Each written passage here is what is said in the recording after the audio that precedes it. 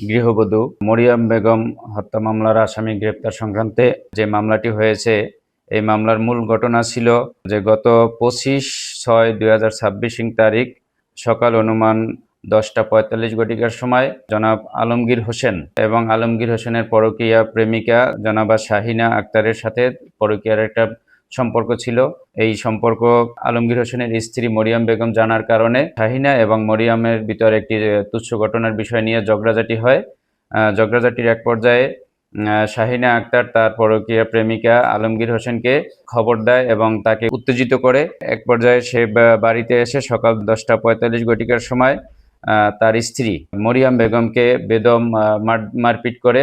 তখন সে গুরুতর অসুস্থ হয়ে পড়ে। এরপর আবার বিকেল 5 ঘটিকার সময় আলমগীর হোসেন পুনরায় আবার নিজ বসতঘর হইতে তাকে বাহির করে বেদম মারপিট করে। মারপিট হওয়ার পর সে গুরুতর অসুস্থ হয়ে পড়ে এবং তাৎক্ষণিক সেখানে বমি করে দেয়।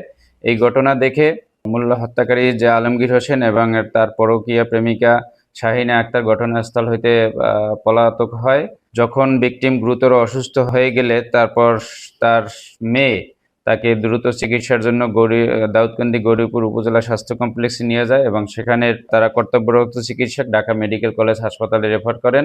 ঢাকা মেডিকেল কলেজ হাসপাতালে ভিকটিমকে নিয়ে যাওয়ার পথেই মধ্যেই সে মৃত্যুবরণ করেন। আমরা তাৎক্ষণিক সংবাদ পেয়ে ঘটনাস্থলের আশপাশ এলাকা হইতেই পরকীয়া প্রেমিকা শাহিনা আক্তারকে ওই দিনকেই আমরা গ্রেপ্তার করি। কিন্তু মূল আসামি, মূল হত্যাকারী আলমগীর হোসেন পলাতক হয়।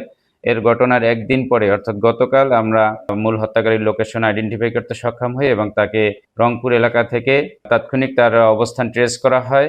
যেহেতু গ্রেপ্তারে আমাদের রংপুর যেতে সময় লাগবে, এই জন্য আমরা তাৎক্ষণিক একটি র্যাবের অভিযানিক টিমের সহায়তা নেই এবং রংপুর থানা পুলিশের সহায়তা নেই এবং তাকে সেখানে আটক করা হয় এবং তদন্তকারী অফিসার তো হত্যাকারীকে আমাদের থানায় নিয়ে আসে এবং তাকে জিজ্ঞাসাবাদে সে ঘটনার সত্যতা স্বীকার করে।